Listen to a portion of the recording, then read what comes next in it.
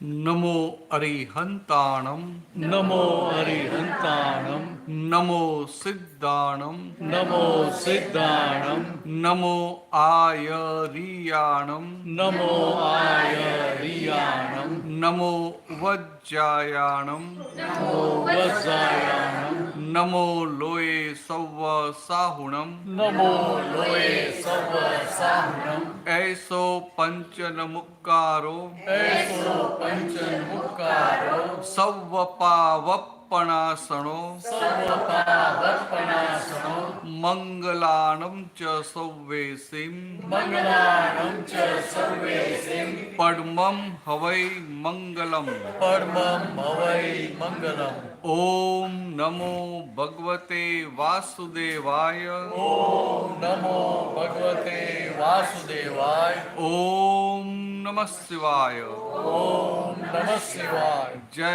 સચ્ચિદાનંદ જય સચ્ચિદાનંદ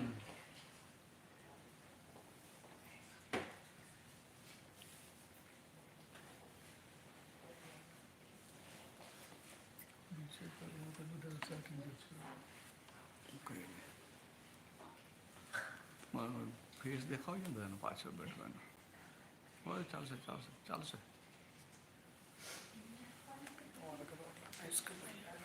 હા વચ્ચે પેલો કેમેરા તમારો ફેસ દેખાય નહીં તો મજા ના આવે ને પછી વાત કરવાની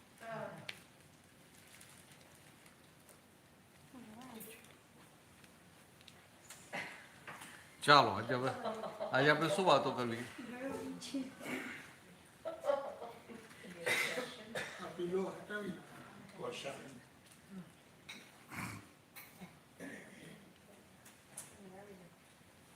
તમને ક્વેશ્ચન બોલો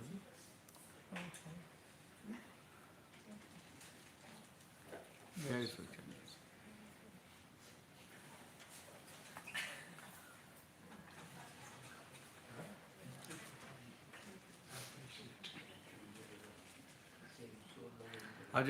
આજે છેલ્લો દિવસ છે એટલે જે બધા પ્રશ્નો કરવા કરી લેજો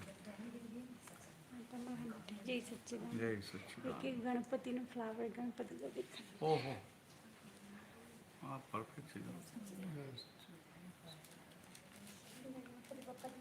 આ ફ્લાવર છે એમાં ગણપતિ દેખાઈ ગયું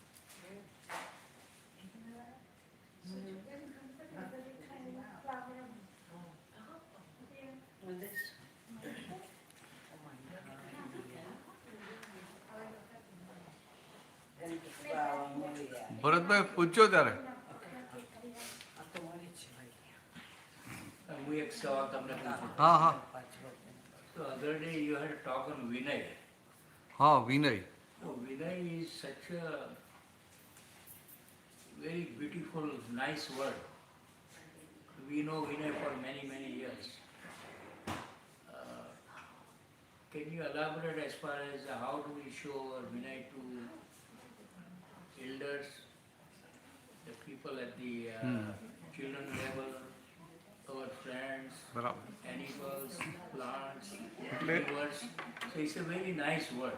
But એટલે શું છે it's કે- not very easy also. ના બરાબર પણ દાદા ભગવાને આ વિનયનો જે ફોટ પાડ્યો ને કે વિનયથી લઈને પરમ વિનય સુધી વિનયથી શરૂઆત થાય બિગિનિંગ વિનયથી થાય અને એનો એન્ડ પરમ વિનયથી થાય વિનય એટલે આમ ગ્રોસ ભાષા આપણી જાડી ભાષામાં કહીએ ને એટ ગ્રોસ લેવલ રિસ્પેક્ટ આપણે કોઈનો વિનય કરીએ હાથ જોડીને નમસ્કાર કરીએ વિનય કહેવાય તો કે આપણે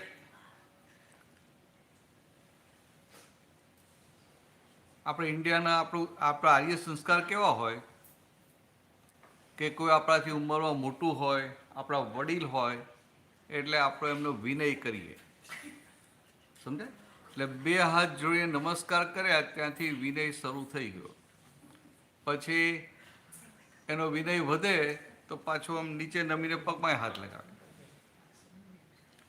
અને મંદિરમાં જાય તો હાથ જોઈ નમસ્કાર કરે અને સાષ્ટાંગ દંડવત પણ કરે. તો કે આ વિનય, તો વિનયથી કામ શું થાય? તો આપણે જેનો વિનય કરીએ એની જે ક્વોલિટી હોય એ બધી આપણામાં સીધી ઊભી થવા માંડે. આપણે બધી ક્વોલિટી, બધા વર્ચ્યુઅસ ડેવલપ કરવા પડે, ગુણો બધા ડેવલપ કરવા પડે. બધાનામાં અલગ અલગ ગુણો હોય ને, તો આપણે જેનો વિનય કરીએ એના ગુણો આપણામાં સીધા ઊભા થવા માંડે. એટલે એના માટે મહેનત કરવી ના પડે. પાછું શું કીધું? વિનય, વિનયથી લઈને પરમ વિનય. હવે વિનય જ્યારે કરીએ ત્યારે હું અને તુંનો ભેદ હોય. એટલે કે હું નાનો એ તમે મારાથી મોટા, પણ હું અને તુંનો ભેદ હોય. હું ભક્ત અને તું ભગવાન. એટલે જ્યાં હું અને તુંનો ભેદ હોય ત્યાં સુધી વિનય હોય. અને વિનય કરે એટલે એની અંદર અહંકાર માથું ઉચકે નહીં. સમજાય? પહેલાના જમાનામાં છોકરાઓને શીખવા રોજ મા બાપને જઈને આમ પગે લાગી આવે. એટલે પછી એનો અહંકાર ગમે ત્યાં સંજોગ આવે ને તેના બાપા માટે કે વડીલો માટે ત્યાં માથું ઉચકે નહીં. અહંકાર માથું ઉચકે નહીં. એટલે આમ દેખી તો એ બહુ મોટો બેનિફિટ છે. તો એ જ્યાં જ્યાં વિનય કરે ત્યાં એનો અહંકાર માથું ઉચકે નહીં. અને જેનો વિનય કરે એનો રાજીપો ઉતરે. જેનો પણ વિનય કરે ને તો રાજીપો ઉતરે કે ના ઉતરે? અને નાના છોકરા દિવસમાં 5 વાર એને પગે લાગી જાય ને તો એના પેલા દાદા દાદી કે બધા વડીલો ને બધા ખુશ રહે, રાજીપો ઉતરી જાય. તો કે આ વિનય એટલે કે અહંકાર માથું ના ઉચકે અને સામાનો રાજીપો પ્રાપ્ત થાય. એટલે અમુક ધર્મોમાં પેલો આમ પગે આમ નીચે નમીને કહે ભાઈ રાજી રહેજો એમ. પછી કેવું બોલે આમ પેલું કે ને કે આમ સુપરફ્યુઅસ, પણ પેલું અંદર હાર્ટીલી હોય કે ભાઈ આ મારા વડીલ છે, મારે એમનો વિનય કરવાનો, એમનો વિનય કરીશ તો મને એમના જે સારા ગુણો આટલા અવતારોથી મહેનત કરીને ડેવલપ કર્યા છે એ મારામાં સીધા ઊભા થાય. અને હું આ વિનય કરીશ એટલે મારો અહંકાર ડિઝોલ્વ થવા માંડશે. તો એ હાર્ટીલી સિન્સિયરલી વિનય કરે. અને પછી જે છેલ્લી વાત દાદા ભગવાને કરી એ બહુ અદ્ભુત કરી.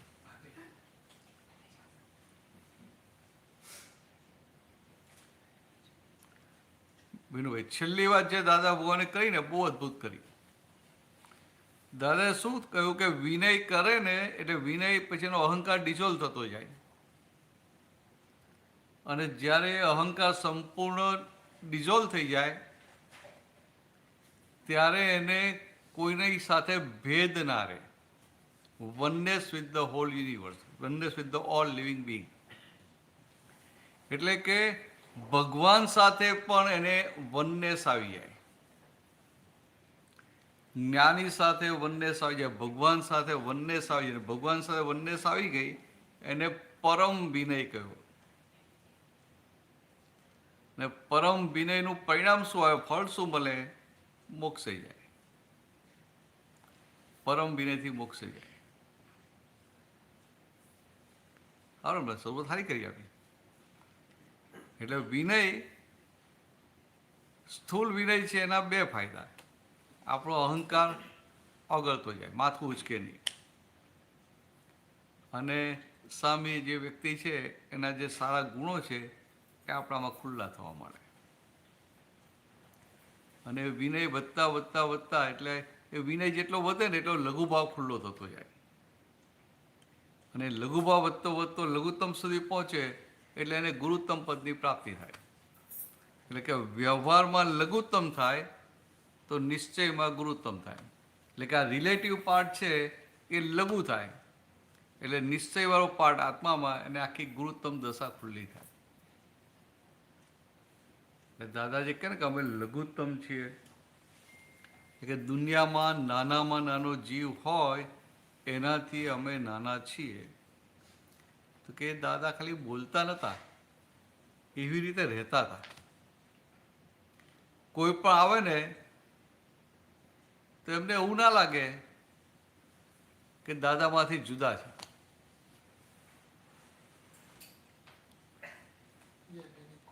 તમને આમ વાત તમને નવી લાગે, કોઈ પણ મહાત્મા હોય એને કંઈ પ્રોબ્લેમ આવી ગયો અને બપોરે 2 વાગે દાદા પાસે જવું હોય તો એને મનમાં એવો વિચાર ના આવે કે 2 વાગે દાદા પાસે જવાય. આપણે એપોઇન્ટમેન્ટ લેવી પડે ને. એટલે દાદા પાસે જવું હોય તો બધા મહાત્માને એવું લાગે, આમ પેલી સિમિલી આપું ને તો કે આ દીકરી હોય અને પિયરમાં જવું હોય ગમે ત્યારે તો ગમે ત્યારે પિયરમાં જઈને ઊભી રહી શકે ને, કે એને પૂછવું પડે હું આવું એમ. સમજાય? તો કે આવું દાદા પાસે હતું એક એક મહાત્માને. તો કે આ દાદા એવી રીતે રહેતા કે બધાને વનનેસ લાગ્યા કરે. એવું થાય કે દાદા આપણા જ છે ને, દાદા મારા જ છે એવું લાગ્યા કરે. અને એ ક્યારે લાગે તો કે એમનું આ લઘુત્તમ પદ હતું એટલે એક એક મહાત્માને એવું લાગે. ને તો શું લાગે કે આમ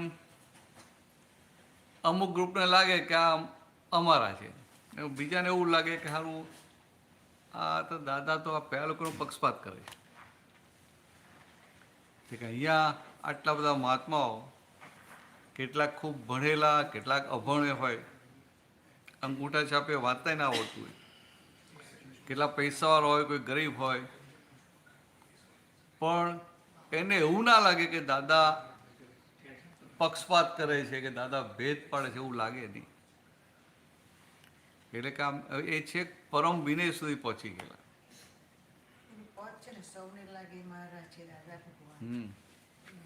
કાલે જ આવ્યું હતું ને. બરાબર, સાચી વાત છે. સૌને લાગે મારા છે દાદા ભગવાન, એનું નામ મોટામાં મોટો ચમત્કાર. એવું બને નહીં. એ કોઈને કોઈ ગ્રુપ આવીને તમને કોર્ડન કરી લે એટલે પછી વાત થાય કે આ તો આ લોકોના છે.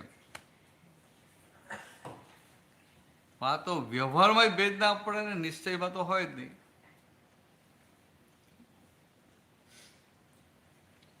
એટલે દાદા એવી વાત કરે, પરમ વિનયથી લઈને પરમ વિનય સુધી જવાનું. એટલે વિનય ગુણ છે ને, સંસારમાં ધર્મમાં વિનય ગુણ બહુ કામ કરે. એટલે આપણે આ ભગવાન પાસે જઈએ એટલે વિનય કરીએ કે ના કરીએ? તો કે આ મંદિરમાં જઈએ એટલે બૂટ બહાર કાઢીએ ને એ શું છે? એક જાતનો વિનય જ છે. સમજાય? મંદિરમાં જઈએ બૂટ કાઢીએ ને બહાર, એક જાતનો વિનય છે.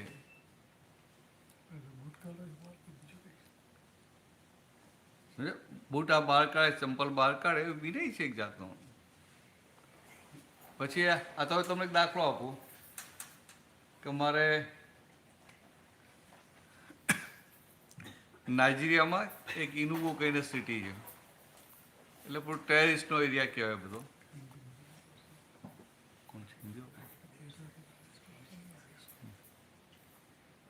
તો ટેરિસ્ટ એરિયા, અને ત્યાં એક આપણા બેન હતા ઇન્ડિયન ડૉક્ટર. એટલે એમને મને કીધું કે તમે ત્યાં આવો એમ, કે બહુ બધા છે અહીંયા બધા આફ્રિકન, શ્યામ સુંદર, કે બહુ બધા છે, તમે આવો એમ. હું ચાલો તો બહુ પ્રેમથી એટલું કહે છે જઈ આવીએ. તો મને બધા ના પાડી, ના એનું બધું જવાય જ નહીં, કે જવાતું હશે કે ત્યાં કોઈ આપણા વાળા કોઈ રહેતા જ નથી. અને ખરેખર એવું હતું કે પેલા આમાં એ બેન એકલા જ રહેતા હતા. અને ત્યાં ફ્લાઇટો પણ ડે ટાઈમમાં જ હોય, કારણ કે આપણું ટેરિસ વિસ્તાર ને એટલે રાતે બધું બંધ થઈ જાય.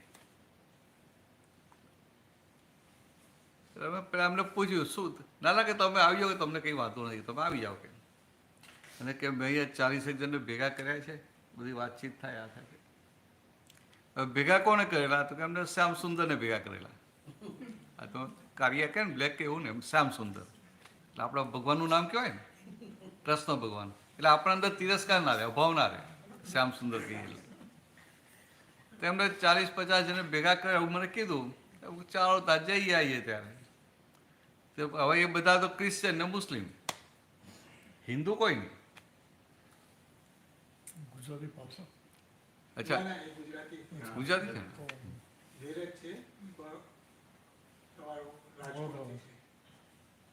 अभी लास्ट ईयर હા તારી ખુરશી થોડી આમ લે ને તો મોઢું દેખાય ને જરા. હા હા અને બધું મોગન ગયું આ બાજુ ગયું. તો હું તો ત્યાં ગયો એટલે એમને ચેપલ મારે સત્સંગ રાખેલો. ચર્ચ એટલે ચર્ચથી નાનું ચેપલ એવું. ત્યાં તો મને તો કલ્પના નહીં એટલે 80 ઉપર માણસો એ થઈ ગયેલા બધા. તો મેં કહું સારું મને કે તમારે જે કલાક 2 કલાક જે વાતો કરી તો કરજો. તો મેં કહું હવે આ લોકો સાથે 2 કલાક શું વાતો કરું, વિચાર આવે ને. પછી ગયા ચાલુ કર્યું તો પહેલાં જ એક બેન હતા એને આંગળી ઊંચી કરી ગયા આઈ હેવ વન ક્વેશ્ચન. એટલે હું પૂછ્યો એટલે પેલા જે બીજા એક ભાઈ હતા પાદરી જેવા, પ્રીસ્ટ હતા પણ એને પ્રીસ્ટ જેવા હતા, બધું એ કરતા હતા હેન્ડલિંગ બધું. એટલે એને એની ઇન્ટ્રોડક્શન આપી. એ ચાઇલ્ડ સ્પેશિયાલિસ્ટ હતા અને ઘણા વર્ષો એ ત્યાં હતા. તો પેલી લેડી તો ત્યાં આફ્રિકન લોકો બોલે ને એ નોર્મલ બોલતા આપણે આપણે લડે છે, આપણે ઝઘડો કે જેવું લાગે એમ, ફાઇટ કરે જેવું લાગે એમ. તો મને કે I am coming to this chapel for last 20 years. એમ કહું મારે શું વાત હોય બધું તો આવે છે. I never remove my sandal outside. This time they say you remove your shoes sandal outside. Why so? હું સમજી ગયો બરાબર છે. પણ બોલે એવું ને કે જ્યાં ઝઘડો કરવા આવ્યા છે એને એવું ના હોય અંદર, તો એની બોલવાની રીત જ એવી. હવે મને શાંતિથી કહું ને તો એને તો આપણી વાત પહોંચે નહીં શાંતિથી કહીએ તો, એટલે આપણે બરાડા પડવા પડે. સમજાય? કારણ કે એને તમે આમ બહુ ધીરેથી બોલો તો કારણ કે એ લોકો એ ટેવેલા છે કે આમ ચર્ચમાં હોય ને એ પેલું મોટેથી બોલે અને આમ ફોર્સફુલી આપણું અંદર હેમરિંગ કરતા હોય. આ બધા ક્રિશ્ચિયન હતા ત્યાં મોટા ભાગના, 20-25% મુસ્લિમે ખરા. એટલે મેં એને ધીરે કીધું આજે તમે આવ્યા છો ને you are here not for prayer. એટલે માસ કે પ્રેયર એના માટે નથી આવ્યા. આજે તમે અહીંયા હિન્દુ ફિલોસોફી સમજવા આવ્યા છો. એટલે હું today you are here to understand Hindu philosophy. Am I right? એટલે પેલા યસ યુ આર રાઈટ એમ બોલે. પાછા આવું બોલે. In our Hindu culture we believe that when we pray God, when we worship God, we must have one respect for Him. And not only respect, when we enter temple, we remove our shoes outside. It's a symbolic that we are putting our egoism there, and then without egoism we are going to God, so God will accept our worship directly. તો પેલી ખુશ થઈ ગઈ કે yes yes you are right. Our worship God will not accept directly, he will accept through priest. એવું કંઈ હશે ક્રિશ્ચનમાં. કે તમે વાત બરાબર છે, તમે ઇગોઇઝમ મૂકી દો એટલે ભગવાન તમારે. એટલે આવું હોય એમ. નાની વાત પણ એ લોકોને પકડાઈ જાય સરસ. વિનુભાઈ સમજે? આપણે જે આ જતો વિનય જ છે. આપણે મંદિરમાં જઈએ એટલે આ ચંપલ બહાર કાઢીએ તો કે એક સિમ્બોલિક છે કે તમે તમારો અહંકાર ત્યાં મૂકો છો અને પછી અંદર જાઓ છો. અહંકારને મૂકીને ભગવાન પાસે જાઓ એટલે વિનય પરફેક્ટ થાય. ને વિનય થાય એટલે ભગવાન આપણી વાત સાંભળે. ક્રિશ્ચનોમાં એવું કહે કે if you pray directly God will not listen you, but you tell us and we will pray for you and God will listen. તો પહેલાં આ બંને એ રીતે ફિટ થઈ ગયું. આપણે જે રીતે જે પાણીએ મગ ચડે એ ખરું વિનુભાઈ બરાબર. પહેલાં ફિટ થઈ ગયું બરાબર. અને જે ફિટ થઈ ગયું પછી બધું સાંભળ્યા કરે. પછી મને તો ખ્યાલ નહીં કે આ લોકો આટલા બધા પ્રશ્નો કરે. તો જે 10:30 વાગ્યાનું ચાલુ કર્યું હતું ને તે 3:30 સુધી બંધ જ ના કરે. પ્રશ્નો બંધ જ ના થાય. અને એ લોકોને બિચારાને ખબર નહીં કે બાજુમાં પાણીએ ના મૂક્યું હોય. મને થાય કે ચોકલેટ વગર મૂકી તો વચ્ચે ખાઈ લો જાય, એનર્જી આવી જાય ને. ના ના આ તો ખાલી માણસો સારા, દિલના સારા. બધું સિરાઈ જેમ ઉતરી જાય. ઘણા બધા ત્યાં જ્ઞાને લીધેલું છે. સરસ રહ્યું. વીરુભાઈ હમણાં 2 વર્ષ પહેલાં આ તો લાઇટલી વાતો કરી હોય છે. 2 વર્ષ પહેલાં ત્યાં કાનો ગયો હતો. તો ત્યાં પેલા એક બેન હતા, ઇન્ડિયન બેન, આમ સત્સંગમાં આવે નહીં રેગ્યુલરલી. તો એ દિવસે 7 થી 9 ટાઈમ તો 7 વાગે આવી ગયા. તો મને એમ કે હવે બેઠા આવ્યા છે, 2-5 મિનિટ પછી જતા રહેશે, હલો હાય કહીને જય સચ્ચાન કરીને. કારણ કે મને ખબર એમને સત્સંગમાં ઇન્ટરેસ્ટ નહીં. આમ અમારા માટે રિસ્પેક્ટ કરો, ભાવ કરો, ઘરે બોલાવે, જમાડે કરે, બધું એમ કરો. ફક્ત કોઈ યંગ હોય એટલે સત્સંગમાં ઇન્ટરેસ્ટ ના હોય તો પછી છેક 9 વાગે સુધી બેઠા આખો સત્સંગ. તો મને આશ્ચર્ય થયું કે આ બહેનને શું થયું આજે આટલું શું બેઠા એમ. એટલે બધું પતી ગયું ને પછી મને જય શ્રી રામ કહીને જતા હતા. તો મેં પૂછ્યું કરું કે શું થયું આજે તમે આટલું બધું બેઠા એમ. તો કે મારી જય સત્યા જય સત્યા કે મારી મધર ઇન લો નથી ને, એટલે કે આ મારી ડ્યુટી છે ને, કે હું બરાબર છે, ડ્યુટી પરફેક્ટ નિભાવ્યું હતું ને એને મજા પણ આવી એ દિવસે. પછી એ ગઈ બહાર ને પાછી આવી. મને કે આવતીકાલે કે અમારે ત્યાં કે અમે કે અમારું ગ્રુપ છે, એનું નામ છે બુક્સ ક્લબ. ત્યાં પેલું બોકો હરામનું ચાલે ને, એટલે બુક હરામ કે બોકો હરામ એટલે બુક્સ હરામ એમ. એટલે આપણે ઇંગ્લિશ બુક બધી ભણે ને બધા, એટલે કે ખાલી કુરાન જ વાંચવાનું, બીજું નહીં વાંચવાનું. ને બહુ ફેનેટિક બધા આવે ને દેખાતે 100-200 ઉડાડી મૂકે. કે અમારી એક ક્લબ છે ને, બધા અમે બ્રોડ માઇન્ડના છીએ, બધા ભેગા થઈએ ને ફિલોસોફીની કોઈ બુક વાંચીએ અને પછી હવે થોડું એવું 20-25 મિનિટ બેસીએ, પછી છૂટા પડીએ. કે તમે આવશો કે? હું આવું તો મને વિચાર કે આવીને કરું છું. એટલે મેં કોણ છે બધા? તો કે નહીં, બધા નાઇજીરિયન છે, જર્મન છે, ઇક્વેડોરની છે, બધા અલગ અલગ કન્ટ્રીના હતા બધા, કે 15 જણ છે એમ. એટલે બધા મુસ્લિમ અને ક્રિશ્ચિયન. મને થાય મુસ્લિમ ને ક્રિશ્ચિયન છે, શું વાત કરી. ના કે તમે આવો ને, કે હવે એ બેન્ડે શું કે મને લઈ જાય કે આ ઇન્ડિયાથી કે સ્પિરિચ્યુઅલ માસ્ટર આવ્યા છે, હું એમને લઈ આવી. એમ બધા કે રોપ પડે ને આમ એને એવું એમ એને. પછી હું તો ગયો. પછી બધા એને પ્રશ્નો બધા કરે ને, એટલે એક બેને પ્રશ્ન કર્યો સીધો. એટલે બીજા બધા પ્રશ્નો કર્યા પછી એને પ્રશ્ન કર્યો કે પરમેનન્ટ હેપીનેસ ઇઝ હાઇપોથેટિકલ. હું વિચારવા પડ્યું આટલો મોટો પ્રશ્ન કરે છે. અને પાછું લેબેનીઝ એટલે મેં એને પૂછ્યું કે તને આવો પ્રશ્ન ક્યાંથી ઊભો થયો? તો કે ના, અમે બધી બુક્સ વાંચીએ છીએ ને, એમાં કે પરમનન્ટ હેપીનેસની વાત હોય છે, પણ કે સારું ક્યાંય દેખાતી નથી. Is it hypothetical? No, it's not hypothetical, it is really existing. એટલે એને તો બીજો પ્રશ્ન પૂછ્યો, કેન વી એક્સપિરિયન્સ ઇટ? મારી ના થોડી પડે. એટલે મેં રોકથી હા, yes you can experience it. એને બીજો પ્રશ્ન પૂછ્યો કે how much time it will take? 6 months, 1 year? મેં તો રોપથી કહી દીધું દાદા ભગવાનની રીતે 1 hour કે ને. તો મેં એમને કીધું અબાઉટ 2.5 hours. કારણ કે આપણે મારે આખું કાઉન્ટ કરીને કેવું પડે ને.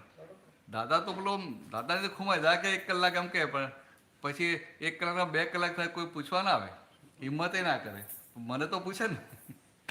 એટલે મેં એવું 2.5 hours લાગે. એટલે કે રિયલી હા really is it possible for us? આટલું બધું હવે કેમ નહીં ના પાડવી? I guess it's possible. તો એ કે વી વોન્ટ. મેં કહું હવે આ લોકોને હલાવવા કેમ ને? એટલે મેં ધીરે એને કીધું, મેં કહું for that it's possible by the grace of self-enlightened person, it is possible. But for that, you have to surrender your mind, speech, and body, and ego-related all the things at the lotus feet of self-enlightened person. કારણ કે એ લોકો ભગવાન સિવાય કોઈને નમે નહીં, અલ્લાહ ને God સિવાય કોઈને નમે નહીં. તો હારા એ બધા કહે કે યસ વી આર રેડી. એમ તો મેં કહ્યું, આ તો ફસાયા. વી આર રેડી કે એટલે પછી પેલું 2 દિવસ પછી રાખ્યું હતું જ્ઞાનવિધિ થઈ ગઈ. પછી પેલું આપણે છેલ્લે કે ને 5મી આજ્ઞા સમજાવી ત્યારે કે આ દાદાનું ફેસ યાદ કે હું શુદ્ધાત્મા બોલતા બોલતા સૂઈ જજો. તો પેલા બધા કે but how we will remember his face. હવે શું આ બધું અનએક્સપેક્ટેડ થયેલું ને, અમારી પાસે ઇંગ્લિશમાં બુક કંઈ હતું નહીં, એટલે અમે તો ભાઈ લેપટોપ પર બનાવી અને એની પ્રિન્ટ આઉટ કાર્ડ લાગતી હતી. તો એમાં આનો ફોટો મૂકવાનું ભૂલી ગયા હતા.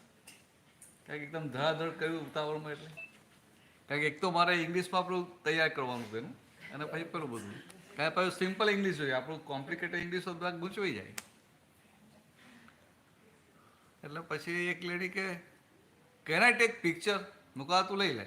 એટલે બધાએ મોબાઈલમાં પિક્ચર લઈ લીધું. પછી બીજે છે બધા અનુભવ કેવા આવ્યા ને, એટલે મેં પૂછ્યું કે તમને કેવું રહ્યું? તો કે we feel so happy that happiness is not going એમ. ચાલો સારું કહેવાય. પછી બીજા એકને પૂછ્યું કે I C pure soul Dada Bhagwan in all living Bing એમ. ચાલો સારું થઈ ગયું. ત્રીજીને પૂછ્યું ત્યારે કે હું ભાઈ રાતનું પણ નિર્દેશન કરેલું બધાએ? તો બધા કે યસ એમ. પછી એ લોકોએ શું કીધું સાંભળવા જોયું, બહુ મજા આવે એમ. કારણ કે એ લોકો બધા મુસ્લિમ અને ક્રિશ્ચન અને ફેનેટિક. મુસ્લિમ હોય અને એની વાઈફ જો આવું બધું કરે તો પેલા એ ગુસ્સો આવે. એટલે મને આગલા દિવસે જ એક લેડીએ પૂછ્યું કે I want this vision but I want in private. એટલે મેં એને પૂછ્યું વાય ઇન પ્રાઇવેટ એમ. તો કે if my husband will come to know he will beat me, he will તલાક મી. એટલે વાતે સાચી હતી એમ. એટલે હું પણ આ ગ્રુપમાં મને વાંધો નથી, પણ કે પબ્લિકમાં નહીં. તો પછી પેલી કે રાતે તો પછી I waited for my husband to sleep and when he started snoring કે મેં મોબાઈલ કાઢ્યો, મોબાઈલમાં પિક્ચર કાઢ્યું, પછી પિક્ચર આમ જોયું, I close my eyes and I say I am pure soul, I am pure soul. Again I open my eyes, I see the picture. એટલે આમ કરીને કે મને તો કે આમ before 5 minutes I was in sound sleep કે. અને પછી કે સવારે ઉઠીને I see દાદા ભગવાન and I remember I am pure soul like દાદા ભગવાન. હવે હજુ આમ આજે વસ્તુ છે ને, આને શું થયું બીજું કંઈ નહીં, એને વિનય ઊભો થઈ ગયો. વિનય એને દાદા ભગવાન માટે વિનય ઊભો થયો ને એટલે એનું કામ થઈ ગયું. અને એને શું થયું બીજું કે આઈ એમ પ્યોર સોલ એટલે લાઈક દાદા બની જાય, આઈ એમ પ્યોર સોલ દાદા પણ એવું બોલાયેલું. હવે આજે વનનેસ આવી ગઈ ને, ભલે હજી એને બીજું બધું ખુલ્લું ના થયું હોય, એક વનનેસ આવી એમાં એનું કામ થઈ ગયું. શું કહ્યું? હા, એમાં એક લેડી આગ્નેશન હતી, આ બધા વાત કરી એટલે આવી ગઈ. લેબેનીઝ હતી, એ સ્ટ્રોંગ હતી. હવે જુઓ ને, એ 4-5 નાઇજીરિયન હતી, પછી 4-5 લેબેનીઝ હતી, એક ઇક્વેડોરની હતી, એક જર્મન હતી, એક પાકિસ્તાની મુસ્લિમ અને એક આપણી ઇન્ડિયન, જેને ગોઠવેલું. એ તો બીજા દિવસે આવી એટલે એને પેલું સમર્પણ વિધિ માટે બોલાવીને એને આવીને કરીએ ખરી. પછી ખુરશી પર બેઠી, એમ કે આઈ હેવ વન ક્વેશ્ચન. એટલે એમ કહું અત્યારે જ્ઞાનવિધિ તો અત્યારે ક્વેશ્ચન જવા દે. પછી જે તો પૂછે ઓકે યુ આસ્ક. એટલે કહે છે in my whole life I never kneel down to any person, why so here. એટલે મેં શાંતિ કહ્યું કે you have not kneel down to any person, you have kneel down to self-enlightened soul. ઓહો okay. એટલે આવા સીધા માણસો, બીજું બહુ આમ સ્ટ્રેટ ફોરવર્ડ. પણ સારું આપણે નવાઈ લાગે કે એના અંદર આનંદ થઈ જાય, ઉલ્લાસ આવી જાય. એટલે આ વિનય, જે વિનયની વાત કરી ને, તો કે એ ફોટા પાસે જઈને જે સમર્પણ વિધિ કરી એટલે વિનય થયો ને. અને એને જે બીજા દિવસે જે થયું કે I C pure soul Dada Bhagwan in every all living being and I am pure soul like Dada Bhagwan, એટલે શું થયું કે એને ભેદ આખો જતો રહ્યો, વનનેસ આવી, એટલે કે પરમ વિનયનો અંશ આખો ખુલ્લો થઈ ગયો, એટલે એને ચાલુ થઈ ગઈ. સારો તમે પ્રશ્ન કરી નાખ્યો વિનયનો. વિનુભાઈ, આવા પ્રશ્નો કરો તો સારું લાગે, મને મજા આવે ને, કઈ વાત નહીં કરે ને. Yeah, but we need to go a little further. Huh. So how do we practice Vinay? It's very easy, and your example is perfect example. And Vinay is not only for elders. Vinay should be there for everybody. Everybody. So how એટલે to cultivate that? એટલે શું કેવી રીતે આવે આપણામાં કે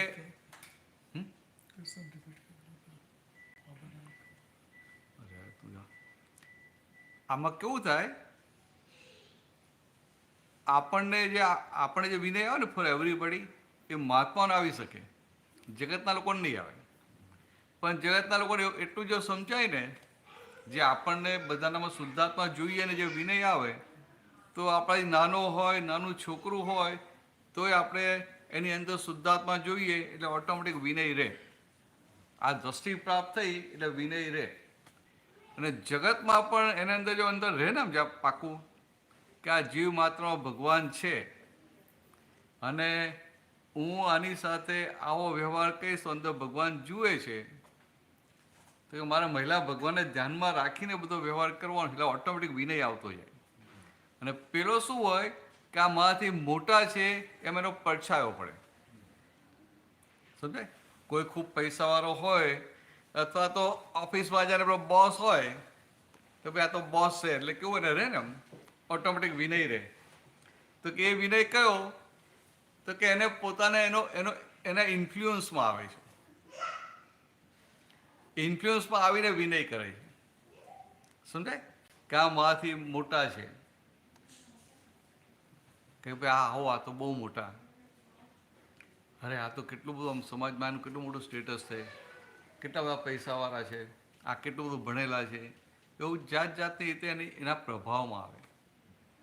અને આ મહિલા ભગવાન જોઈને વિનય કરે ને એ પ્રભાવમાં આવ્યા વગર.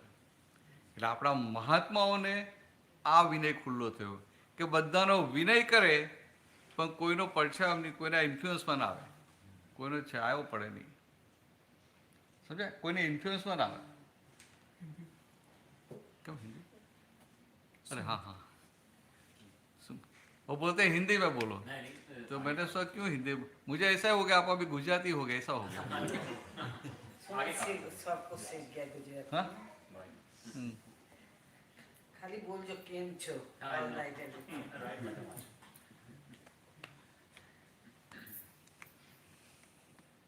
Just the word Vinay, its meaning, I guess I understood most of it, though, apni English mein bhi pata. But Vinay, I guess, how do you practice, I guess, or what did I miss? Vinay means respect. Okay. So if you say we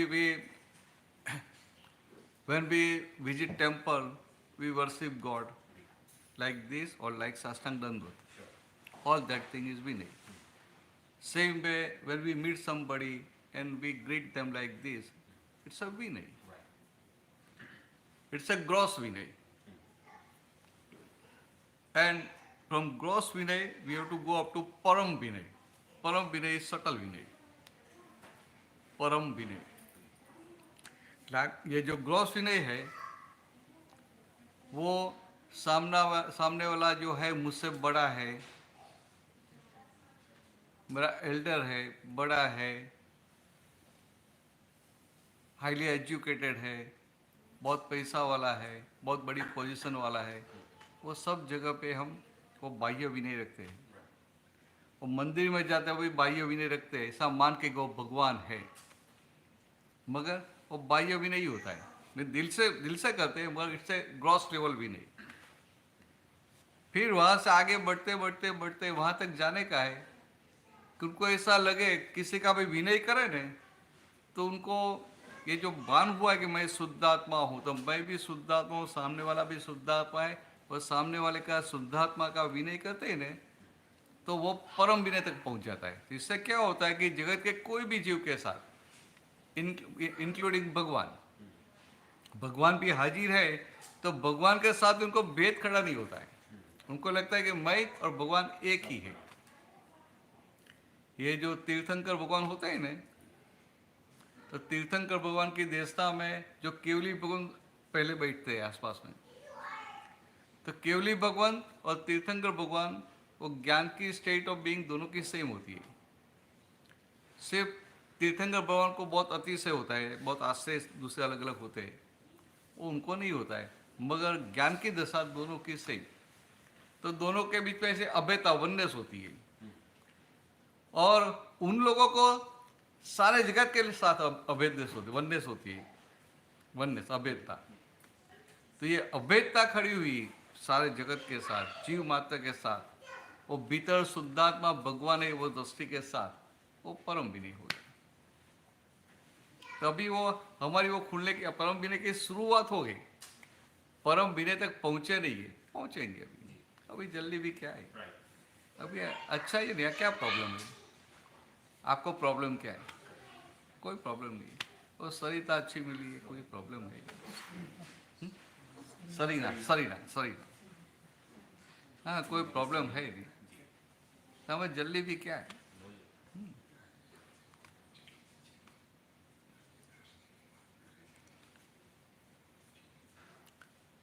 પૂછજો વિનુભાઈ આગળ, આવું ગમે એમ બધાને આનંદ આવે। મને ખબર નહીં તમે આટલા હારા હારા પ્રશ્નો કરશો। રમલાને એક સવાલ છે. હા બોલો તમારો પૂછો। I don't know. તમને what I will say, you know, that in our life, આપણને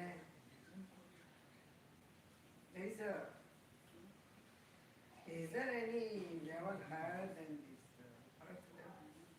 ઓ હા હા સમજાવો તમે। ક્વેશ્ચન છે કે is there any level higher than our earth in this universe? તો આ યુનિવર્સ છે ને, આ યુનિવર્સમાં આ જે બ્રહ્માંડ છે એને આપણે ભગવાનને ખબર તમને 3 લોકના નાથ કહે છે, ત્રિલોકના નાથ। ભગવાનની જેમ ભક્તિ કરે મંદિરમાં જાય કે હે હે ત્રિલોકપતિ કહીને બોલે ને, 3 લોકના નાથ એટલે શું કે એક મધ્યલોક મિડલ, એક ઉધ્વલોક અપર, અને એક અધોલોક એટલે લોઅર, એ 3 આમ છે। એટલે આપણી પૃથ્વી અને એવી બીજી 14 જગ્યા છે કે જ્યાં મનુષ્યનું કે બીજા જીવોનું પોપ્યુલેશન છે, અને એનાથી ઉપરમાં જે છે એમાં દેવગતિ છે બધી।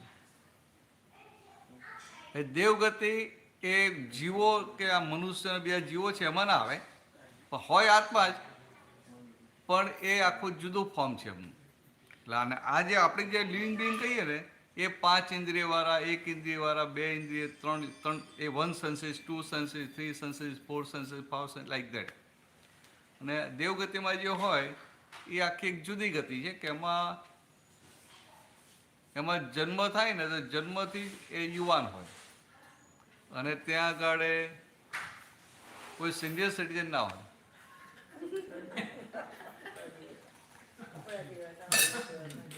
હા, એટલે સિનિયર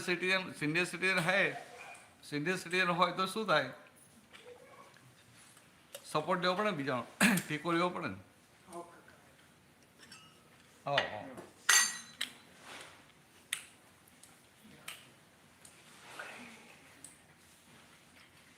ભરતભાઈ, હા એક સ્પેશિયલ રિક્વેસ્ટ કરવાની છે, જો પોસિબલ હોય તો। હા આપણે જે દ્રષ્ટિની વાત કરી ને, હા એ વિઝન વિશે હમ આજે ઓપોર્ચ્યુનિટી છે એમને ઘણા ટાઈમથી રાહ જોઈને બેઠા છે। આ ધીરજભાઈ જે કીધું હતું ને આવવાના હતા, હા હા લાસ્ટ યર તમને મળેલા છે, આજે પોસિબલ છે કે આપણે કરી શકીએ? અરે બાપા, આપણો આ સત્સંગનો ટાઈમ કંઈ કહો એટલીસ્ટ બીજા 2 કલાક જાય ને. તમે કેટલું ફ્રી છો? 2 કલાક થઈ જશે. કોણ?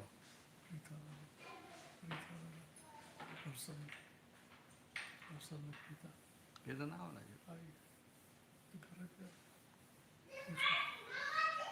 અંગ્રેજીને પૂછ્યું હમણાં તો કોણ કરે? આજે કરવું હોય ફરી રાખીએ એમ. હે? જો કે આમ ચાલે આમ આ બધાને એક સિદ્ધ સુધીનું સામાયિક થઈ જાય. શું કહે છે? હું શું કહું છું કે આ બધાને સિદ્ધ સુધીનું સામાયિક થઈ જાય પણ થોડું આમ બીજા બધા આવી શકે ને આપણે થોડુંક એડવાન્સમાં હોય તો.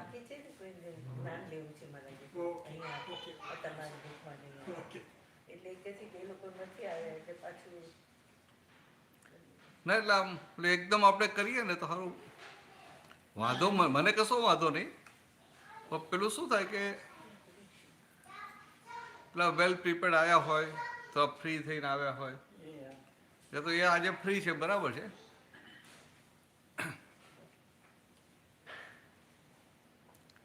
મિનેશ પેલા બે જણને પૂછે છે ઓકે. જબ પૂછી લેવા તો કે તમે એક જણ થતા હોય તો કરાય. પાછું આમાંથી ઘણાને વહેલું જવું હોય ને એટલા માટે.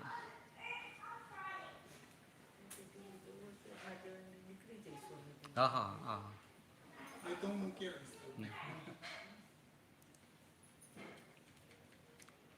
અને સુમિતને પણ રિવિઝન થઈ જશે ને. હા હા હા સુમિત હા બરાબર. ચાલો આપણે ત્યાં બીજી વાતો તો કરવું નક્કી થાય છે.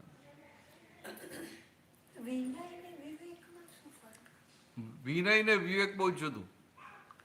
વિનય છે ને વિનય એટલે તમે જે રિસ્પેક્ટ કરો છો. વિવેક એટલે સારા અને ખોટા સારા અને નરસાનો ભેદ એને વિવેક કહે. એટલે કે કંઈ પણ હોય તો આ મારા હિતમાં છે કે અહિતમાં છે. હિત અને અહિતની જે જાગૃતિ હિતાહિતનું ભાન એને વિવેક કહે. સમજાય?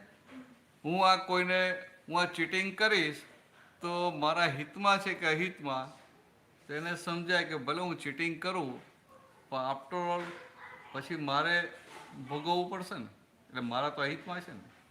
મારે મોક્ષે જવું છે તો મારા અહિતમાં છે. એટલે હિત અને અહિતનું ભાન એને વિવેક કહેવાય. એટલે જેને વિવેક જાગૃત થાય એ ધીરે ધીરે ખોટું કરતા અટકે. સમજે? વિવેક જાગૃત થાય એટલે ખોટું કરતા અટકે. એટલે એને ભલે જ્ઞાન ના હોય કે બીજું ના હોય તો એક વિવેક જાગૃત થયો ને આપણા આર્ય સંસ્કાર હોય એટલે અમુક જાતનો વિવેક હોય એમ કે ભાઈ આવું ખોટું ના કરાય, આવું ના કરાય. કેટલાક ત્યાં સુધી ભાઈ જૂઠું ના બોલાય, આ ચોરી તો ના કરાય. એટલે એને સમજાય કે આ ચોરી કરીશ તો હું અધોગતિમાં જઈશ, મારા હિતમાં નથી. એટલે હિત અને અહિતનું ભાન, હિતાહિતનું ભાન એને વિવેક કર્યો. અને પેલું જે રિસ્પેક્ટ આપે ને જે એટલે કે આ અહંકાર માથું નમાવે એ બધો વિનય કહેવાય. વિનય.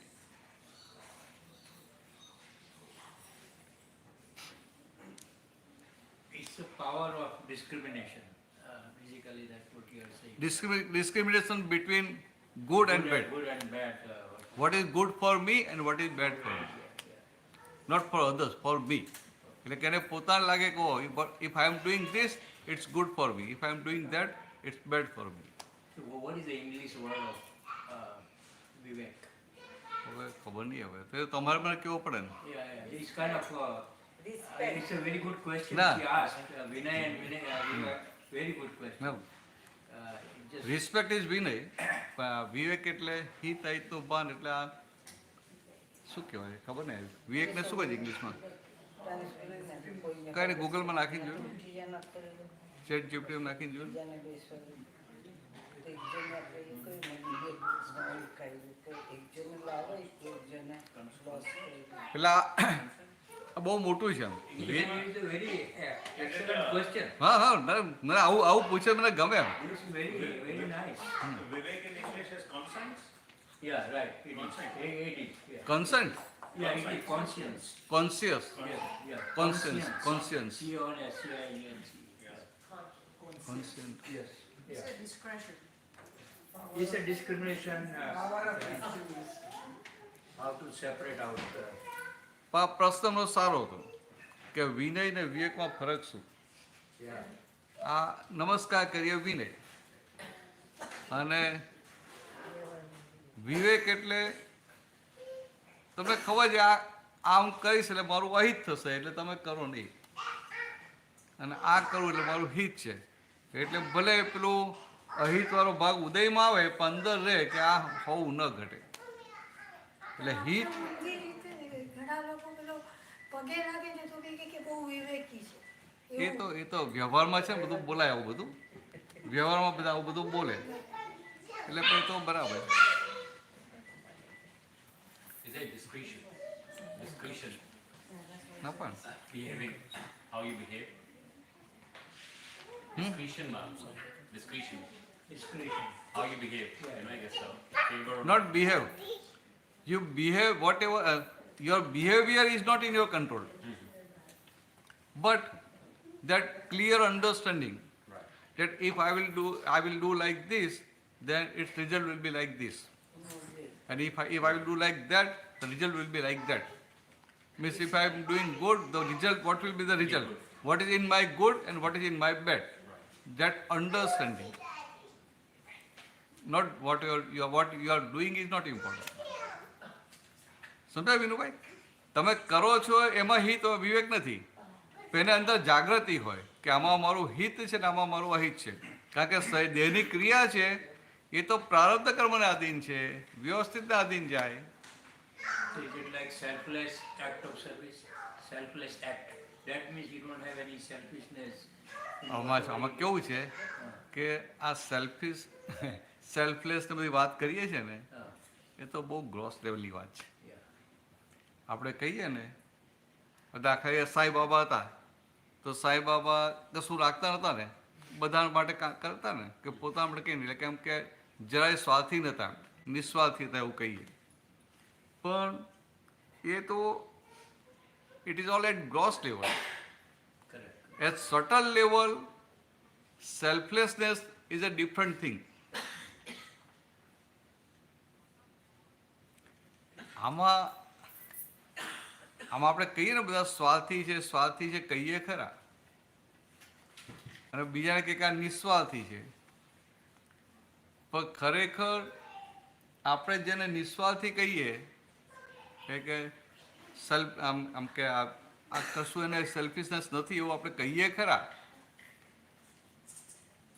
પણ રિયલ અર્થમાં સેલ્ફલેસ નથી. કેમ? તો કે આપણે નિસ્વાર્થ કહીએ કે આ નિસ્વાર્થ ભાવે સેવા કરી, બધી વાત સાચી, પણ ખરેખર સ્વાર્થી એનો મતલબ શું થાય?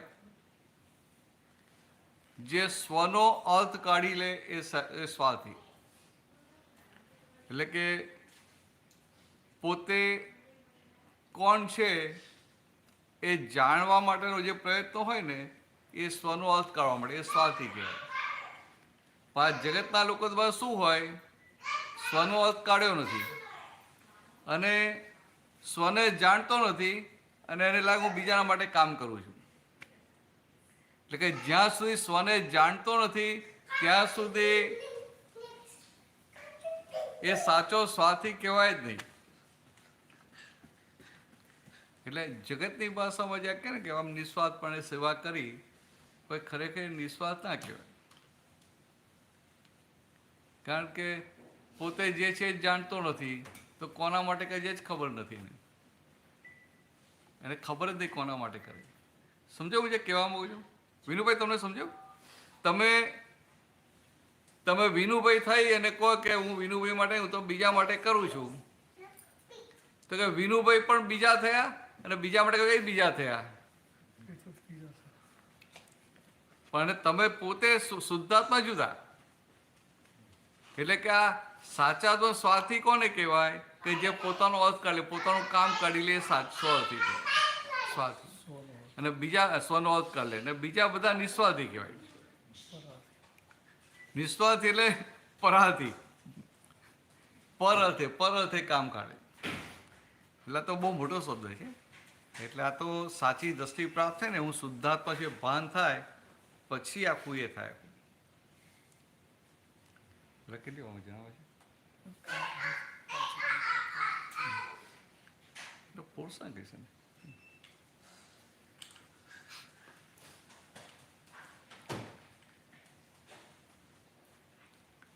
આજે પાછો છેલ્લો જ દિવસ છે ને, એટલે પછી તમે કઈ વાંચ્યું?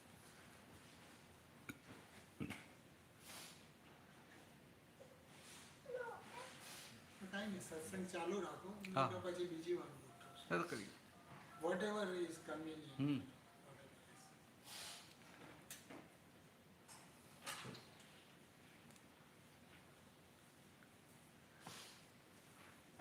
મામા પૂછજો ત્યારે. હા પૂછો. લાઈફમાં લોકો એમ કહેતા હોય છે કે નેવર ગીવ અપ. હા. લોટ ઓફ પીપલ સે never give up. Keep trying what you doing. પણ એ જર્નીમાં જ્યાં તમે પહોંચવા માંગો છો, વચ્ચે ઘણી વાર અમે હવે ગીવ અપ કરી દો કે હવે ન કરો, કરી દો કે ન કરો. એમાં શું છે, એ ક્યારે ગીવ અપ કરાય કે ક્યારે ન કરાય? આ તમારી જે લાઈફ છે ને, એમાં તમારે બીજા ઇન્ટરમીડિયેટ ગોલ હોય કે ના હોય? ભાઈ નોકરી કરવી છે, પૈસા કમાવા છે, નોકરી બદલવી છે, મટીરિયલ. એટલે મટીરિયલિસ્ટિક બધા ગોલ હોય કે ના હોય? તો કે હોય. હવે એ ગોલમાં તમારે શું કરવું? તમને ખબર નથી કે આ ગોલમાં એન્ડ રિઝલ્ટ શું છે. You don't know, and that is not in your control also. એનો જ્ઞાન છે કે મટીરિયલમાં હેપીનેસ નથી. નહીં, એ નહીં, જુદી વાત છે. તમારો મટીરિયલિસ્ટિક ગોલ છે, but you will achieve that goal or you will not achieve that goal is not sure. તમને ખબર નથી, બરાબર? તમને એન્ડ રિઝલ્ટ ખબર નથી શું આવવાનું છે. એટલે કે whenever you decide any goal, remain sincere to goal. કારણ કે તમને ખબર જ નથી કે આનું રિઝલ્ટ શું આવવાનું. એટલે કે એન્ડ સુધી એ તમારા તરફથી ગમે તેવા આમ કે એડવર્સ સર્કમસ્ટન્સીસ આવે, નેગેટિવ સંજોગો આવે, but from your side you remain positive and you put all efforts. સમજાય? આ બધું કર્યા કરવાનું. અને પછી હાઉ ટુ રિમેઇન પોઝિટિવ? એટલે એ સમજાવું. અને પછી આ બધું કર્યા કરવાનું, બાય ધ એન્ડ રિઝલ્ટ આવી ગયું કે you are not successful, then accept it as it is and go ahead. સમજાય? હવે તમે કહ્યું કેવી રીતે પોઝિટિવ રહેવાનું, તો કેવું છે કે આ છોકરો હોય, કોલેજમાં યુનિવર્સિટીમાં ભણતો હોય, તો એને અંદર હોય કે ના હોય કે ભાઈ મારું સારા માર્ક્સ આવે, બરાબર? એટલે સારા માર્ક્સ આવે એટલે નક્કી કરે કે ના કરે કે અહીંયા તો ગ્રેડ હોય છે ને, પર્સન્ટેજ ના હોય, ગ્રેડ હોય ને કોલેજમાં પણ. હું આમ એટલે એને નક્કી કર્યું કે મારે બધા સબ્જેક્ટમાં એ ગ્રેડ લાવવો છે. તો બધા સબ્જેક્ટમાં એ ગ્રેડ લાવવો હોય તો પછી એને એ રીતે મહેનત કરવી પડે કે ના કરવી પડે? સમજાય? એટલે એને પોતાને પણ સમજાય કે મારું જે ગ્રાસ્પિંગ લેવલ છે, મારું અન્ડરસ્ટેન્ડિંગ લેવલ છે, તો એ રીતે મારે બધામાં એ ગ્રેડ લાવવો હોય તો મારે રોજ કેટલા કલાક મહેનત કરવી પડે એને સમજાય તો ખરું. સમજાય? એટલે એને શું કરવાનું હોય, એને ડિસાઇડ કરવું રોજ મારે 4 કલાક વાંચવાનું છે, 4 કલાક સ્ટડી કરો તો એને રોજ 4 કલાક આપી દેવાના, but with full sincerity. Generally શું થાય કે ફૂલ સિન્સિયરિટી સાથે કરે ખરો તો કે વીકેન્ડ હોય એનો ફ્રેન્ડ આવે કે ચાલો ને કે અહીંયા જે આઉટિંગ ફરવા જઈએ છે, જગ્યા ખાલી તું ચાલ અમારી સાથે, કે એન્જોય કરશું. અને કે તો એક જ દિવસ છે ને, કાલે આજે રાત પાછા આવી જવાના, કે કાલે તો પાછા આવી જવાના. તો એને શું થાય કે હારું ચલો આટલા બધા દિવસથી વાંચીએ છીએ ને તો એક દિવસે એન્જોય કરી આવીએ. તો આવું કંઈ એક જ વાર થાય? રિપીટેડલી થયા કરે. વારંવાર થાય. કોઈ વાર ફરવા જવાનું આવે, કોઈ વાર કંઈક આમ પાર્ટીમાં જવાનું આવે, કોઈ વાર બીજો કંઈક પ્રસંગ હોય. એટલે આ શું થયું કે એને જે ગોલ નક્કી કર્યો છે એ ગોલ પ્રત્યેની સિન્સિયરિટી રહી નહીં. ભલે રિલેટિવ ગોલ છે કે મારે બધામાં એ પ્લસ લાવવા છે, ત્યાંથી અથવા જે એ ગ્રેડ લાવવો છે, પણ એની આવી રીતે સિન્સિયરિટી બ્રેક થાય એટલે પછી શું થાય કે એને સંજોગો ભેગા ના થાય. એટલે એને શું કરવું પડે કે એને આખું એનું તારણ કાઢવું પડે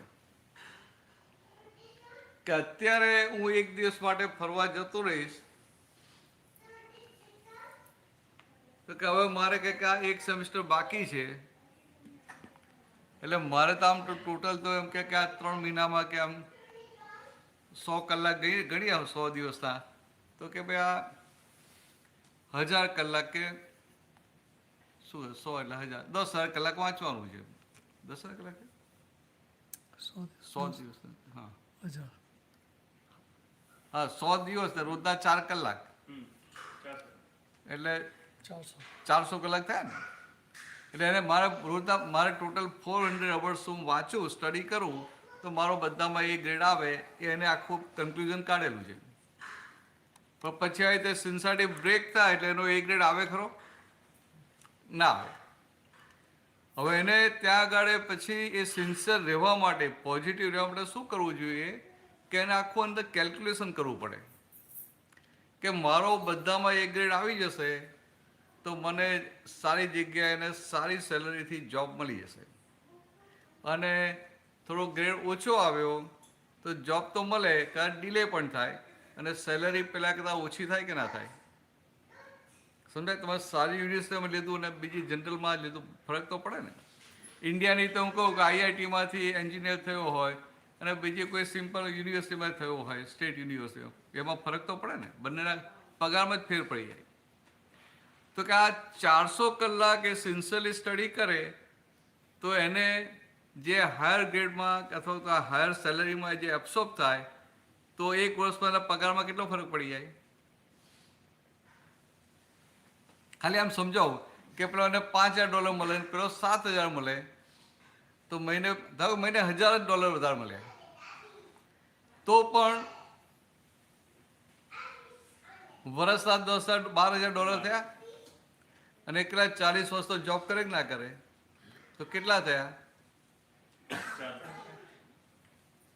લાખ રફલી $2 મિલિયન.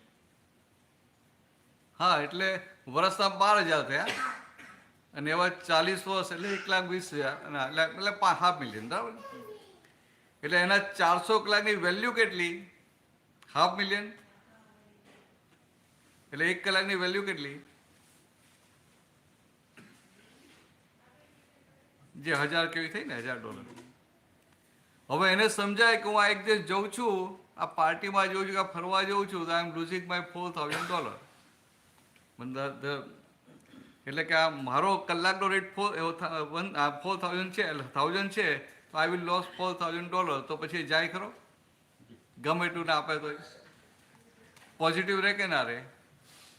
પણ પોતે અવેર નથી, જાગૃત નથી એટલા માટે. પણ એનું ફ્લિપ સાઈડ જો એ સિન્સિયર રહીએ અને તમે કીધું એન્ડ રિઝલ્ટ નેગેટિવ આવે હા બને ને. પછી પાછો રિગ્રેટમાં ન હોય ને કે એના કરતા તો મેં ના એન્ડ રિઝલ્ટ એટલે મેં કીધું ને એન્ડ રિઝલ્ટ પછી આવ્યું. હવે end result is totally not in your hands. તમારા કંટ્રોલમાં નથી. એ તમારા કંટ્રોલમાં નથી તો એન્ડ રિઝલ્ટ આવ્યું, ભલે ને તમને ના ગમતું હોય, take it as a stepping stone and go ahead. સમજાય? કારણ કે તમારે રિગ્રેટ કરવાની જરૂર જ નથી. You have put all your efforts heartily sincerely. એટલે તમારા બેઝિક ને ફંડાસ તો બધું ક્લિયર જ છે. એટલે હવે તમને બધું આવડે છે, તમે ગમે ત્યાં જશો તો ફટલી ના કરાવી જશો.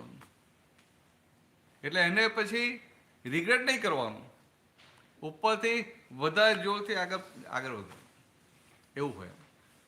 આમાં તો ચાલો નેચરલ ફોર્સ આવી ગયો. આમાં જ એક સેકન્ડ સિચ્યુએશનમાં તમે આગળ વધતા હોય ને તમારે આગળ વધવાનું કોઈક માણસ રોકતું હોય, નોટ નેચર બટ સમબડી. હા એમની સાથે કઈ રીતે ડીલ કરવાનું? બરાબર છે, બને ને બને આમાં શું હોય કે ઇવન આપણા ફેમિલીમાંથી જ કોઈ આમ આમ ના પાડે ને કે ભાઈ ના ભાઈ નથી કરવા જેવું.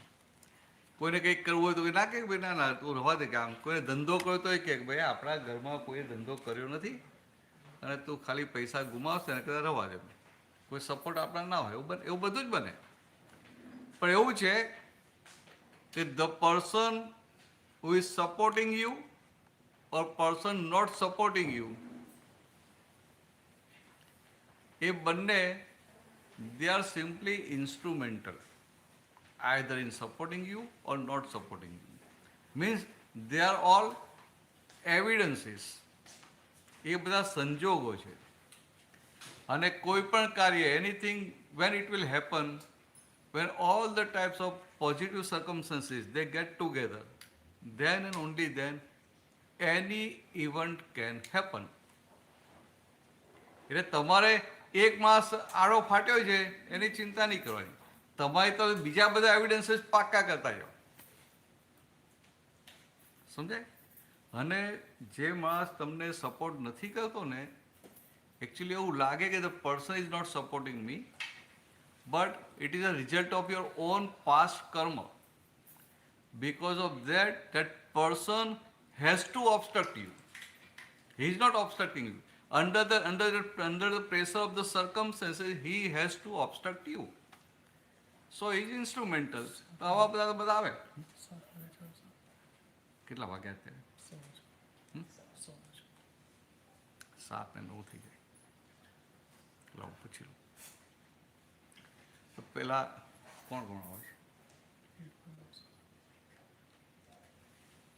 પેલાનો મેસેજ છે અત્યારે 6:15 એ લોકો નીકળી ગયા હતા ને, એટલે એને પાછા આવતા 7 વાગી જાય. એટલે 7 થયા એટલે 7 વાગે આપણે ચાલુ કરીએ ને એટલે પાછું હા 9:15 જેવા થઈ જાય. એટલે તમે પ્રેક્ટિકલી વિચારો.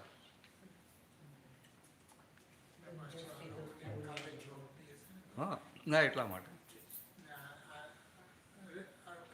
એને પછી બીજી વખત આપણે thank you for thank you. Make it go next બરાબર કાકા year, સાતમો Monday. લખી દે It will નેક્સ્ટ લખી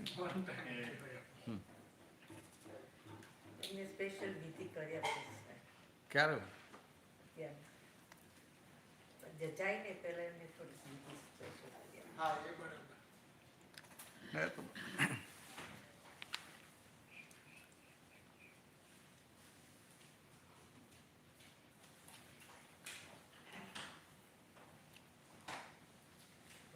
આપણે બોલીએ ને હેવન એન્ડ હેલ છે.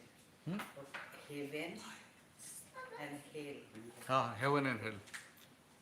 Is heaven and hell is here or there's another space is It's a different space. Different. It is there. Hell is there. Heaven is there. It's a different space, like our earth. It's a different space. different space. But it is true.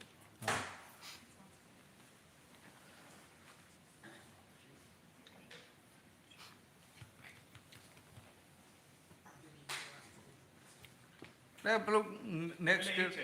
તો કંઈક રાખશું વાંધો નહીં. આમાં શું તારી સાથે તો ઘણી વસ્તુ એટલે મારા લાઈફનો જ ક્વેશ્ચન હતો. હમ ઘણી વસ્તુ અમુક વસ્તુ ટ્રાય કરો છો ઘણા સમયથી. હમ અમુક લોકો એવા છે કે જે ઓલમોસ્ટ એન્ડ ઉપર આવતો રોકી કાઢે, એન્ડ ઉપર રોકી કાઢે. નહીં એ કોઈ રોકતું નથી, એ તારા પોતાના અંતરાય કર્મ છે. પાછલા જન્મોના એ અંતરાય કર્મો છે.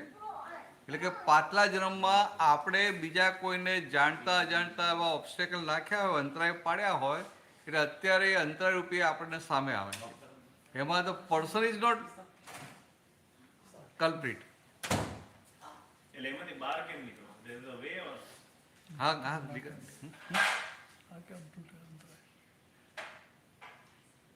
આ તો કેવું છે, તને ગમે એવો અંતરાય આવે ને તું એને ગાંઠે નહીં ને એટલે તૂટવા માંડે. અને આપણે શું થાય, આપણે પાણીમાં બેસી જઈએ, પેલાનો દોષ જોઈએ કે આ મને અંતરાય નાખે છે એટલે અંતરાય તૂટે નહીં. અને એને તો ઇન્સ્ટ્રુમેન્ટલ જુએ અને અંદર નક્કી કરે કે ભાઈ કમ વોટ મે મારે આ બહાર નીકળવું છે. એટલે પછી નેચર વિલ હેલ્પ યુ. કુદરત તને મદદ કરે. આપણે શું કરીએ કે આપણે જે રોકનાર અટકાવનાર છે ને ત્યાં આપણે અટકી જઈએ છીએ એને સીધો કરવામાં. ખ્યાલ? મોટા ભાગના આવું કરતા હોય એટલે પછી આગળ વધે નહીં. અને પેલો તો ત્યાં ને ત્યાં તું આગળ ચાલવા માટે કે એટલે એવું રાખવું પડે. એટલે એ નથી થતું લાગે એના એક પેશન્સની લેવલ હોય ને 2, 5, 6 વર્ષથી લાગેલા હોય. હા ના તો પછી ભાઈ ના ઘણી વાર પણ આવે કે આ 5, 6 વર્ષથી એ 5-6 વર્ષ લાગેલા હોય ને કે ચાલુ કરીએ પાછું અહીંયા પહોંચીએ રિઝલ્ટ ના આવે પાછું ચાલુ કરીએ. 5-6 વર્ષે લાગેલા હઈએ ને પણ એ જે ઓબ્સ્ટેકલ મૂકનાર આપણે દોષિત દેખાતો હોય. અને મેં શું વાત કરી કે દોષિત ના દેખાય ઇન્સ્ટ્રુમેન્ટલ દેખાય તો એનું મોઢું નથી દેખાતું હોય. નામ કશું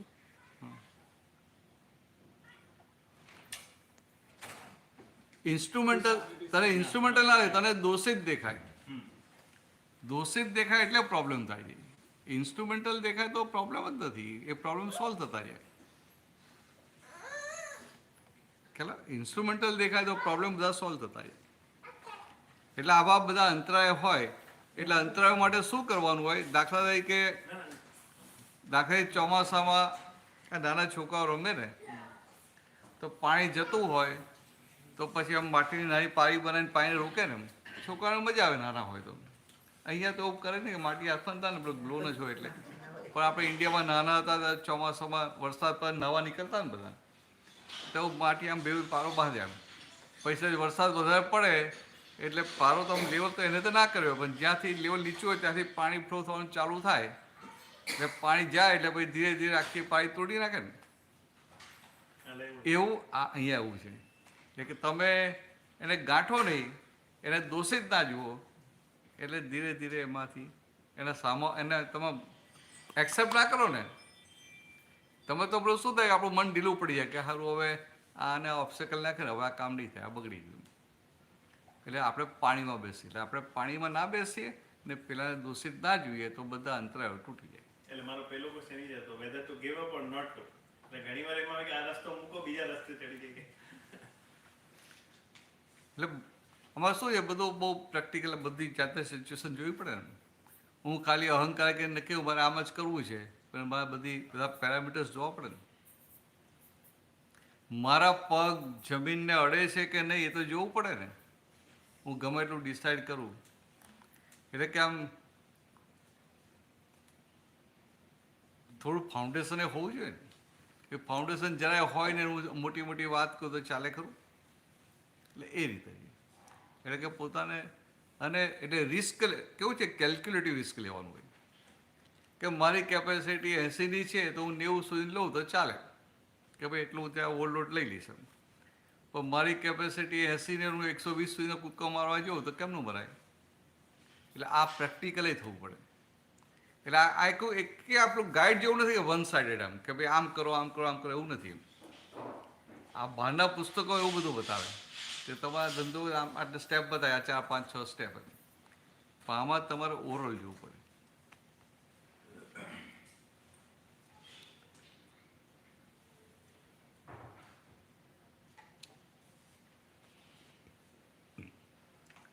વિનુભાઈ પૂછો તમે તમારો પ્રશ્ન હાલ જ મને ગમે છે. I want to extend what he is saying. I understand what he is trying to say.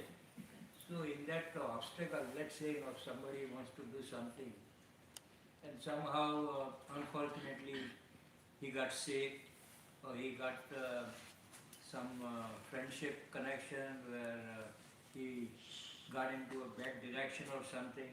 But his question is how to stay positive regardless. So when this type of circumstances happens, you have a goal, you are not able to reach that goal because of certain situation. So is it, how can you be a positive? What practices would you suggest? એટલે positive થવા માટે બીજું કંઈ જ નહીં. When you see that person, the person who is obstructing us, if you see his fault, then your energy. It's not his fault, it's just naturally is happening where he હા is sick or something. એટલે natural happening હોય ને તો સામ સારું પડે. આપણે natural happening ત્યાં કોઈનો ફોલ્ટ ના જોઈએ આપણે. If it's a natural happening you are not seeing fault તો તમે અંદર સ્ટેડી રહો છો. No I want to overcome this situation. એટલે પછી સિચ્યુએશન થોડી વધારે વર્ષ થાય ને તો પણ એને અંદર કોન્ફિડન્સ હોય કે નો આઈ વિલ ઓવરકમ. કારણ કે એ કેલ્ક્યુલેટિવ રિસ્કની અંદર આવે છે ને એટલે એને થાય કે નો આઈ વિલ ઓવરકમ. નહીં તો પછી એને થાય કે oh it is going beyond my capacity. અને કોઈક વાર એવું લાગે ને તો ત્યાં આપણે દેખાય કે આપણી આ શરૂઆતથી ભૂલ જ છે અને આ બિયોન્ડ માય કેપેસિટી છે, તો ત્યાં એને મૂકી દેતા આપણે મૂકીને ભાઈ બીજું ફટ લઈને પકડી લેવાનું. પણ જનરલી કેવું હોય કે કોઈ પણ કામ આપણે કરીએ ને એટલે ઓવરઓલ બધી બાજુથી જોઈ લેવું પડે before you take any decision. બધા જ પેરામીટર્સ જોઈ લેવા પડે. આ જનરલી કોઈ પણ બિઝનેસ કરતો હોય ને તો બધું ખાલી કેટલું જ જોઈએ, કેટલો પ્રોફિટ થાય, કેટલો પ્રોફિટ થાય, કેટલો પ્રોફિટ થાય છે. એટલે પછી કે આ 50% પ્રોફિટ છે તો કંઈ વાંધો કે 40% થાય તોય મને વાંધો નહીં, ચાલો કરવા જેવું છે. પણ એને ઘણું બધું જોવું પડે કે ભાઈ આ બિઝનેસ આટલો જૂનો થયો છે તો કે હવે મેન્ટેનન્સ કેટલું આવશે, આ બીજા અનએક્સપેક્ટેડ ખર્ચા કયા કયા આવશે, બધું ગણવું પડે કે ના ગણવું પડે. એવું આ બધું જોઈ અને પછી કેલ્ક્યુલેટિવ રિસ્ક લેવાનું. આપણે શું છે કે બિકોઝ ઓફ ગ્રીડ આપણે મોટું મોટું દેખાય એટલે જંપલાવી મારીએ. હવે જો એવું મોટું હોય ને તો પેલો તમને શું કામ આપે એ જ ના કરે.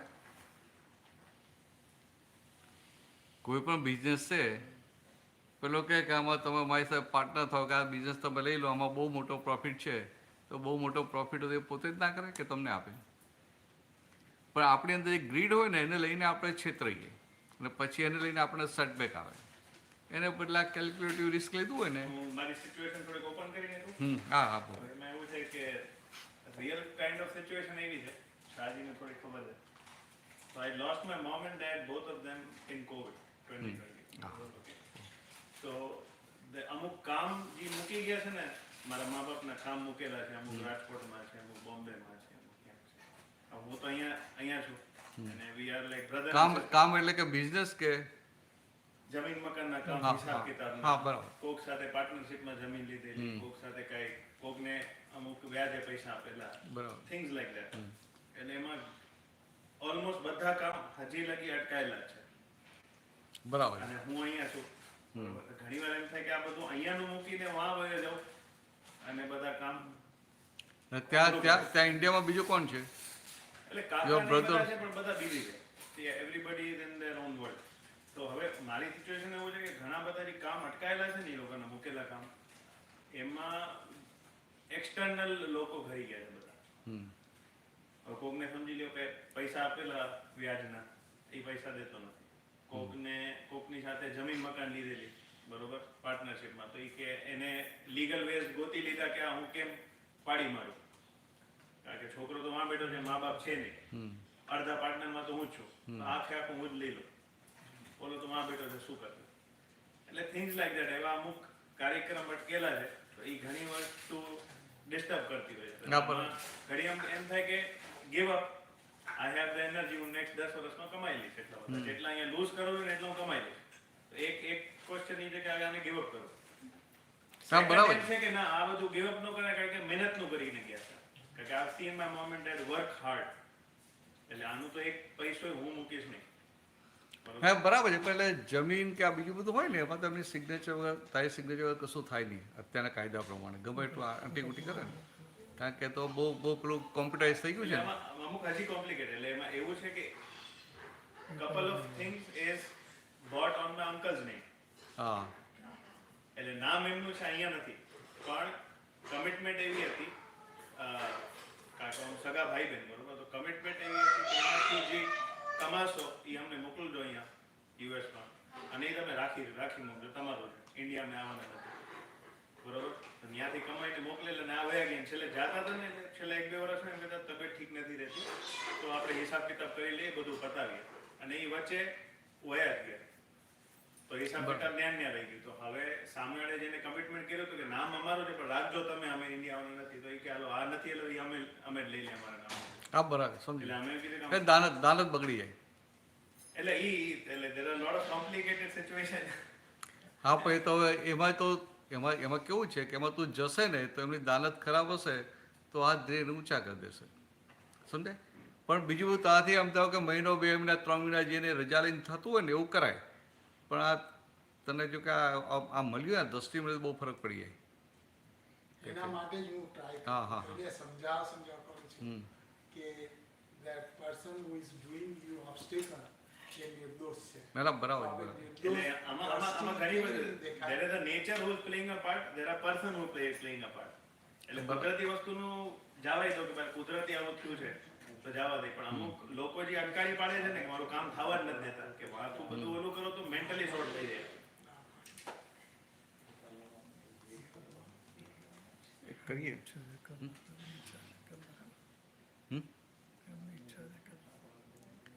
હા, બંધ કર. તો પછી મારો વાત કરું.